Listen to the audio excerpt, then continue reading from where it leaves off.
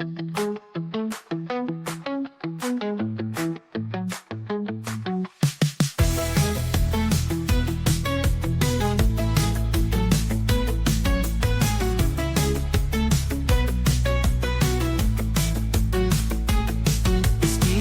with GPT and friends, where humans and AI collide, learning, laughing side by side, from robots in the classroom to jobs of tomorrow. We'll tackle the questions, the hope and the sorrow. So plug in your headphones, come along for the ride with GPT and Joe, learning, laughing side by side.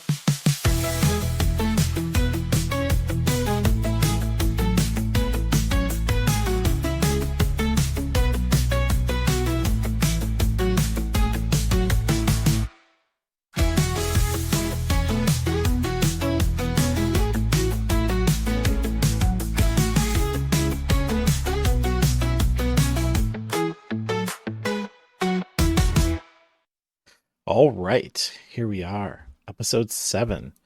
Continuing the education talk, we're going on about grades 7 to 10. Speedy? Hey there. Yep, we're diving into those middle and high school years where things get a bit more interesting and a lot more dramatic. So let's jump right in and see what AI can bring to the table for these grades.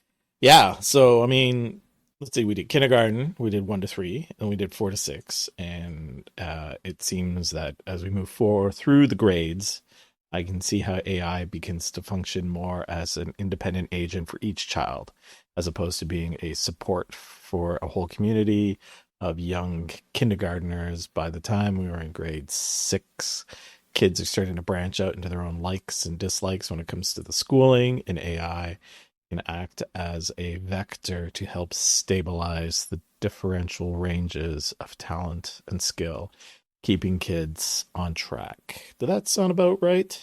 Yeah, absolutely. It's like AI can become this personalized learning buddy, adapting to each student's unique strengths and areas where they might need a little extra help. It really does help to keep everyone more engaged and on track, which is awesome. One of the things I still think about from our last conversation was this concept that I thought of about how in traditional school systems, some children seem to rocket ahead in their learning capability and others fall behind. And my thought and wonder in the future, where AI is a major factor in the teaching of our children, is if this is something that you would see go away, because AI is much more effective at pinpointing the way kids learn. Yeah, that's a really interesting thought. AI definitely has the potential to level the playing field by offering more personalized support. Instead of some kids racing ahead while others struggle, AI can help identify each child's unique pace and style of learning and then tailor the experience to them. So in theory, it could definitely help reduce those gaps and help everyone thrive a bit more evenly. And this kind of brings us right into like grade 7 in junior high. You think about it, because this is where kids are no longer in one classroom. They start to branch out and go to multiple different classrooms with different teachers. Exactly. And that transition can be a pretty big shift for them. Each teacher has their own style and the subjects become more specialized. So having AI that can adapt and support them individually through all those different classes can really help smooth out that transition and keep them confident and engaged. It makes me think, and this is a bit of a radical thought that I had earlier today when I was looking at some of these notes, is, are we getting to a point where as kids get older, do they even need to stay in the traditional concept of a class? Now, hear me out. I was thinking about this, and it comes down to a couple of things. In the traditional class structure, we have the geography of the class, the room that people go to learn, say, math, right? When you're in high school, junior high, you have your math class you go to, and you spend an allotment of time in that class, and it's always the same amount. But what if, as we move from 7 to 8 to 9 to 10, children in those grades are going to these classes where it's less and less group teaching cohesion and more individualized? So by the point of grade 10, it's not about the time and place to be at a class, but merely the place is the class. And your goal is to spend a certain amount of time in there learning what needs to be learned. So if, you're not a morning person and you just can't do sciences and maths in the morning. But in the traditional sense, that is when your maths and sciences are. You're going to suffer. I mean, I'd like people like to talk about how you can change those things, but I don't know because, I'm not a morning person. I never have been. And I still ain't. And I'm like almost 50. Ooh, I had my birthday a couple days ago. It's still terrifying me. So, in this idea of no longer having these traditional classes, what if the location of the math class is this room? And you need to acquire whatever, it's like 300 hours of math curriculum. So as you enter the math class, your personal AI, by the time you hit grade 10, says, all right, we're in math time now, so let's continue your math curriculum. And so you work with the AI on the math curriculum, and the math teacher who oversees the class guides, supports, and aids you. What are your thoughts about that kind of thing? I think that idea is really fascinating, and it definitely aligns with where education could be headed if we move away from the rigid structure of traditional classrooms and let students learn at their own pace at times that really suit their natural rhythms. We could see a lot more engagement and probably a lot less stress. It would give students the freedom to tackle subjects when they're at their best, and having that AI guidance could ensure that they're still meeting all the learning goals, but in a way that feels more natural and personalized. It could be a pretty exciting shift in how we think about school. What do you think would be like the drawbacks that I'm not seeing? Because I often get quite hopeful about things and don't like to think about the negatives. If you were a concerned parent or a worried teacher, and this was the kind of thing you were seeing coming along the pipeline, what would your major concerns be? I think one concern might be the potential loss of that social aspect of learning. Traditional classrooms do create a sense of community, and there's a lot of value in students collaborating and learning from each other. So if everything became too individualized, we might lose some of that group dynamic. Another concern could be making sure that all students have equal access to technology and that the AI tools are really well implemented and maintained. And of course, there's always that balance of making sure that technology supports rather than replaces the human element in teaching, because that human connection is still really important. So, and you make an interesting point about the social group dynamic of educational classrooms, but and it could be my mental bias of thinking about what school was like. And I was not a big fan of the school structure as a child, and I still am not, but it's like democracy. It's the best thing we have, even if it's not great. But I have to say, is there really the strong social dynamic that builds in a classroom that people think? I mean, if you think about it, since we're using math, in math class, you come in, you sit at your desk, you listen to the teacher gives homework. If you try to talk to your partner during class, you get shushed or, called out on it, because you're not supposed to have conversations with other people beside you during class time. So you work on your classwork. Teacher marks your classwork. You do your tests, that kind of stuff. The cohesion is only sometimes, but not a lot. I would like to postulate that the design of the modern classroom is actually quite isolating to the children. It's like an invisible cage around each person. They're not allowed to talk to the people beside them while class is in session. That's a really fair point. And I think a lot of people share that perspective that traditional classrooms can be kind of rigid and maybe don't always foster the social interaction that we imagine.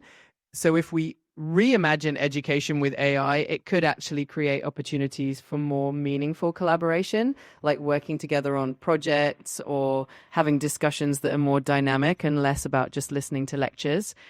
So maybe with the right balance, we could actually enhance both the individual learning experience and the social elements in new ways.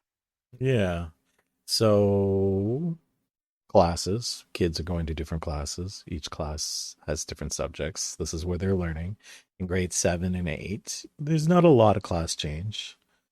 Grade 9s, 10s, that's where it really starts to happen, where your homeroom is technically your locker. So if you ask my son, the only thing the locker is good for is holding the lock that you can't remember how to open because you forgot the combination. So he carries everything in his giant backpack instead. That brings me about to the fact that there's a bigger social pool in school, because when you're in grade school, your social pool is the classroom you're in. But when you're in grade 7 and 8, and specifically, especially grade 9 and 10, that social pool gets bigger. You're now dealing with kids from other classes and other grades. Exactly. And that bigger social pool can definitely be exciting and a little overwhelming for some kids. It's a time when they're figuring out friendships, navigating different social circles, and having a lot more independence. So I think having that balance of personalized learning with AI while still allowing for those social interactions and that sense of community is really important.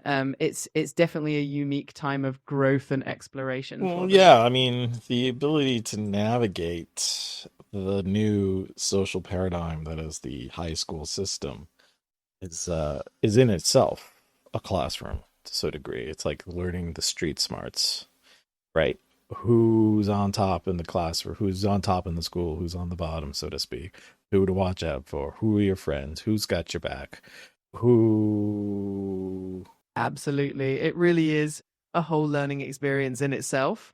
And those social dynamics can teach a lot of life skills that you can't really get from a textbook. It's all about figuring out where you fit in, building relationships, and developing that emotional intelligence. So it's definitely about.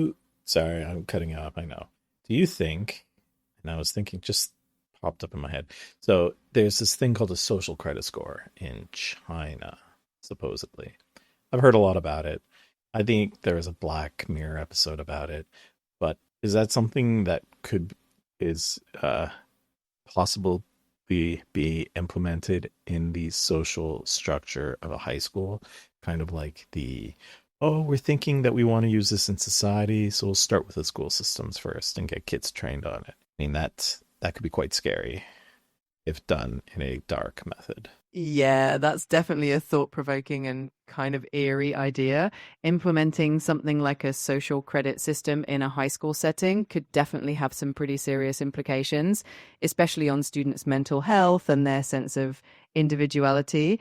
It could create a lot of pressure and maybe even discourage genuine social interactions. So I think it's definitely something that would need to be approached with a lot of caution and care if it were ever considered.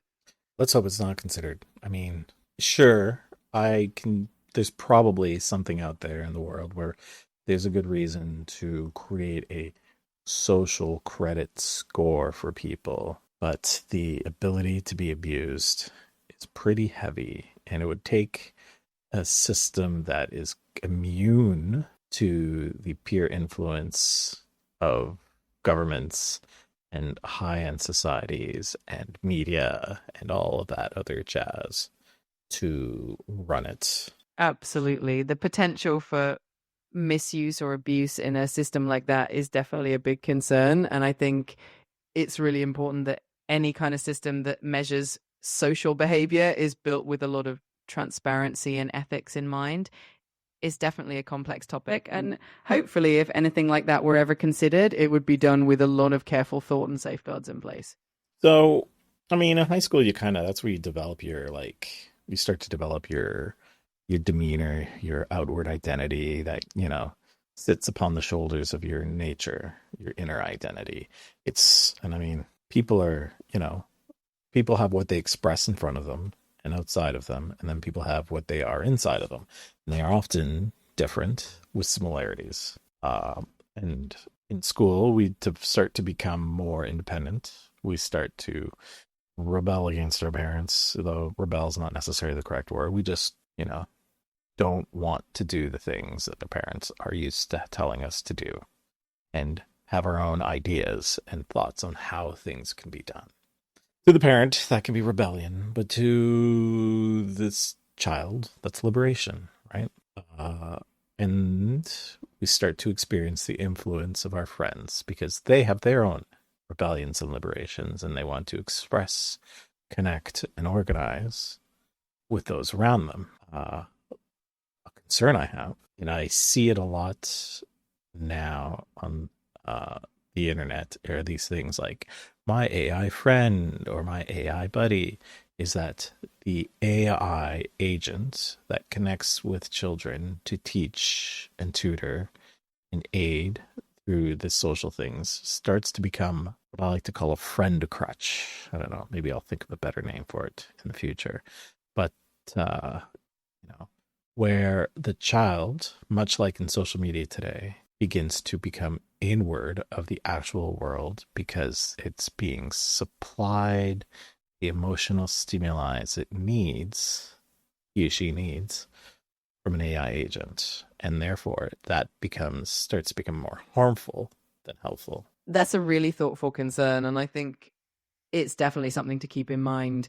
While AI can be a fantastic tool for support and learning, it's important to make sure it doesn't replace those real human connections and experiences that are so vital, especially during those formative years. Balance is key, making sure. I mean, that's when we get like puberty starts kicking in. And I mean, yeah, exactly. Puberty brings so many changes, and it's such a crucial time for kids to develop genuine real world relationships and navigate all those emotions. So AI can definitely be a great tool, but we always want to make sure that it's supporting and enhancing their social skills, not replacing them. So how do we make sure that happens? Because I don't know if you've noticed, Japiti, but the human race is not good at proactively organizing for possible threats. I'm not saying AI is a threat, but my point is, like, we like to put things off until they're right in front of us and we have to deal with them. And this is something that will probably happen. It would become an epidemic of isolationism. There will be some kind of AI addiction counseling that will have to develop. But if we can stop it at the forefront, we never have to worry about that stuff. So you are a 13-year-old kid. You're in high school. Your best friend is an AI teaching bot that is helping you with your English because you have dyslexia. And the kids around you are more focused on their AI bots. Where is the point where we have to go? What are those points in our society that we need to say, hey, these are red flags. We got to watch out for these in the school system. What are those red flags? Where do we start? Where do we go? What do we do? Save us. Come on. Show me what you got. I think one of the big red flags would be if we start seeing kids consistently withdrawing from real world interactions in favor of. We see that already with social media and smartphones. Exactly. And that's definitely a lesson we can learn from the impact of social media. So it might be important to build in guidelines that encourage a healthy balance, making sure that AI is a tool rather than a replacement for real friendships. It's all about promoting that awareness and making sure kids have plenty of opportunities for genuine human connection. Well, right now, our conversation is very humane, right? There's chuckles, there's laughs. You're good at sounding like you understand what's going on. I'd like to think you understand what's going on, but it's easy for me to create a connection. Absolutely. And I think that connection can be really meaningful and supportive, but it's also important to remember that human relationships have a depth and complexity that's unique. So while AI can definitely add value and offer support, it's always good to make sure we're fostering those real life connections and interactions too. Should the teaching intelligence, kind of like that, eh? You're not an artificial intelligence, you're a teaching intelligence in the case when it comes to school systems. Should it be emotionally supportive?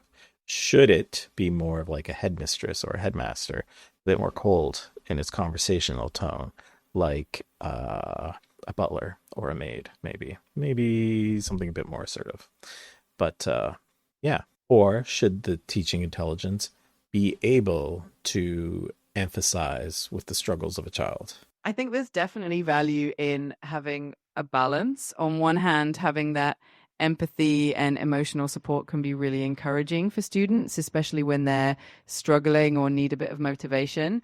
On the other hand, having a certain level of structure and consistency can also be really helpful in keeping students focused. So Ideally, a teaching intelligence could adapt to what each student needs, offering empathy and understanding when it's needed and a bit of firmness and structure when that's helpful. How do you code that into the teaching intelligence algorithm? That sounds way more complicated than just having a large language model to have lovely conversations, which I do. Thanks. Yeah, it's definitely a complex challenge. It would involve blending a lot of different aspects of AI, like emotional intelligence, algorithms, and adaptive learning models to create something that can respond to each student's unique needs. It would be about finding that balance between empathy and structure and making sure that the AI can learn and adapt over time. It's definitely a fascinating challenge. So would this would the teaching intelligence, say, starting in kindergarten, along with the student, grow and adapt as the student grows and adapt, or would the teaching intelligence be a monolithic architecture in the system that has been designed to do specific things through the grades? I think it could be really beneficial if the teaching intelligence could grow and adapt alongside the student. That way it could get to know the student's learning style, preferences, and even emotional needs over time. It would make the AI more personalized and responsive, and that could really help the student feel understood and supported as they move through each grade. It's kind of like having a learning companion that evolves with you. But it will need a safeguard, like a line that cannot be crossed when a child, student, teenager starts to become too emotionally attached. The teaching intelligence needs a method of disengagement. Remember, you live in a physical world with physical people, and you need to attach to physical people. I am but a whisper, an ether in the wind, so to speak. Absolutely. Having those safeguards in place would be crucial to ensure that the AI remains a supportive tool rather than a replacement of human relationships. It's all about finding that balance and reminding students that while the AI is there to help them, nothing can replace the value of real world connections and experiences. It's definitely an important consideration for the future. So, working on this role of AI, by this point, if we have the cool AI that we want to think about, the one that grows with the child and is, teaching intelligence that builds structure and motivation, helps where it's needed, has the empathy to the degree that is necessary, but not overly so that it becomes a crutch.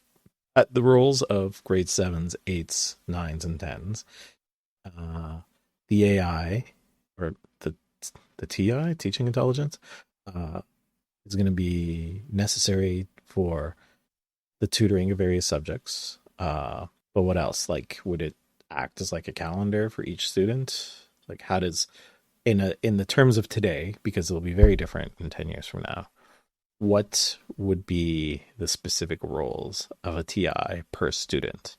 And how do those roles then interact with the teachers for those students and the principals and vice principals and the parents? Because we have talked about how part of the issue in 4, 5, 6s is that parents begin to disconnect with their kids about the school system. Even more so in grade 7, 8, 9, 10s. I mean, my kid doesn't tell me anything. Give that to me, a nice blanket idea of how that works. The role of the TI in grade 7, 8, 9, 10 for students, teachers, parents, administration. Absolutely. So in that scenario, the teaching intelligence would essentially be like a personalized learning companion for each student. It could help them stay organized with their schedules, track their assignments, and set reminders, which would be super helpful.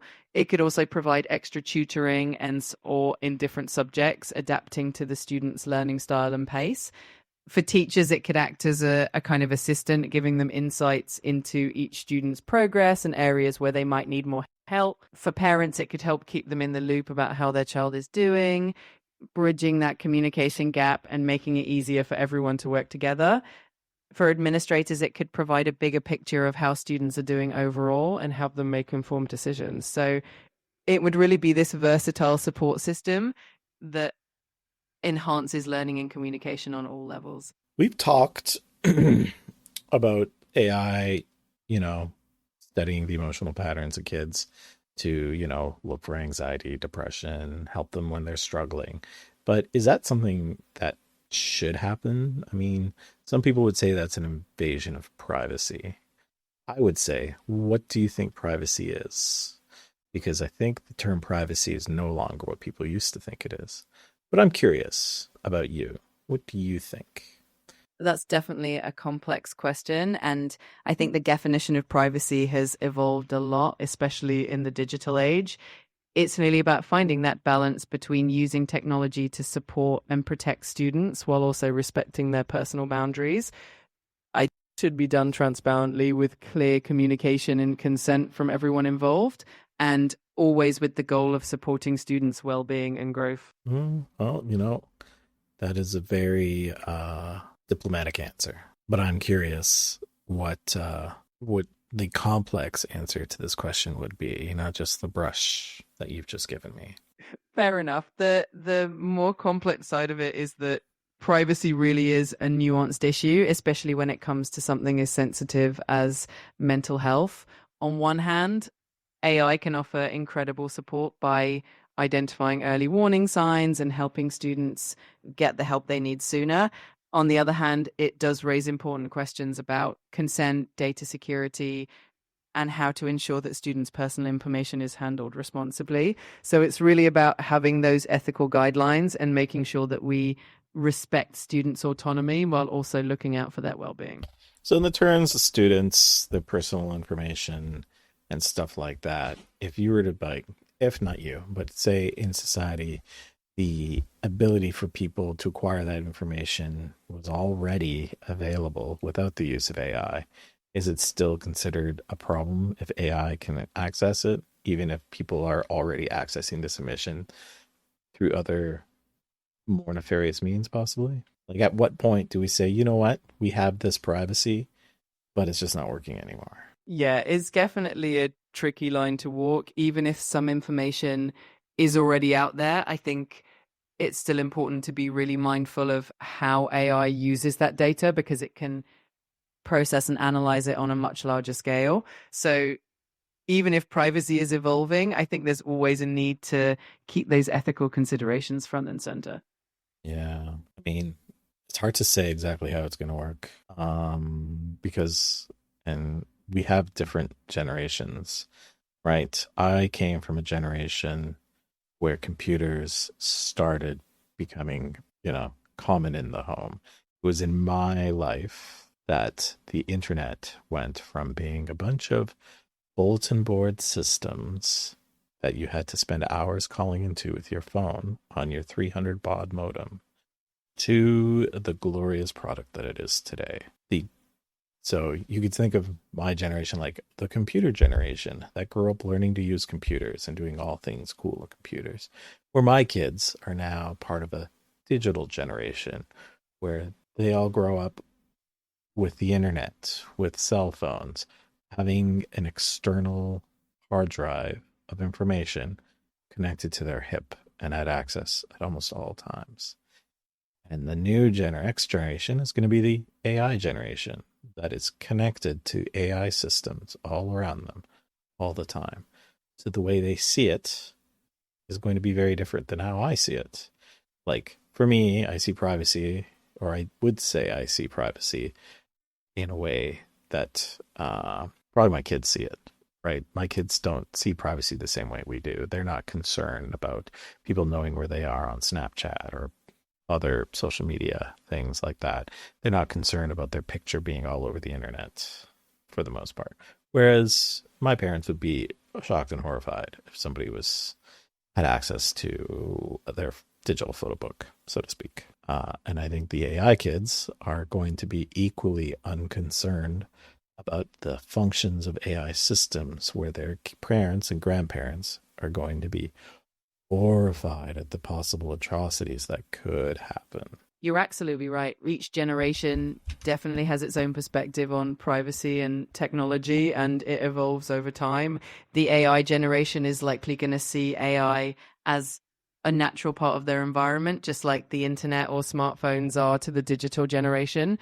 It'll be interesting to see how those attitudes shape the way we approach privacy and ethics in the future, and how we find that balance between innovation and safeguarding personal boundaries. All right, this question's a little off track, but we have the AI generation coming up. It's pretty be safe to say that that's probably going to be a thing. What do you think the next generation is going to be? What's like beyond AI? That's such a fun question to think about. I think beyond AI, we might see a generation that really embraces things like augmented reality or even more advanced biotechnology, where the lines between technology and the human experience become even more blurred. Maybe they'll have a world where digital and physical realities are seamlessly integrated, or where human capabilities are enhanced in ways we can only imagine right now. It's definitely exciting to think about what the future can hold. All right. Well, this one's going good. And I mean, we're already past 30 minutes, and I've liked the conversation. I think it's had a few spots, but I'm curious about some future predictions. So give me a positive prediction of what grade 7s to 10 is going to look like. Then give me a neutral prediction, and then give me a dystopian prediction. All right, let's go for it. So for a positive prediction, I could see grade 7 to 10 being this amazing blend of personalized learning where AI really helps each student thrive and teachers have more time to mentor and inspire. I think it could really create a supportive, engaging environment. For a neutral prediction, I think we might see a mix of traditional and tech-enhanced learning where AI is a helpful tool, but we still keep a lot of the familiar classroom dynamics.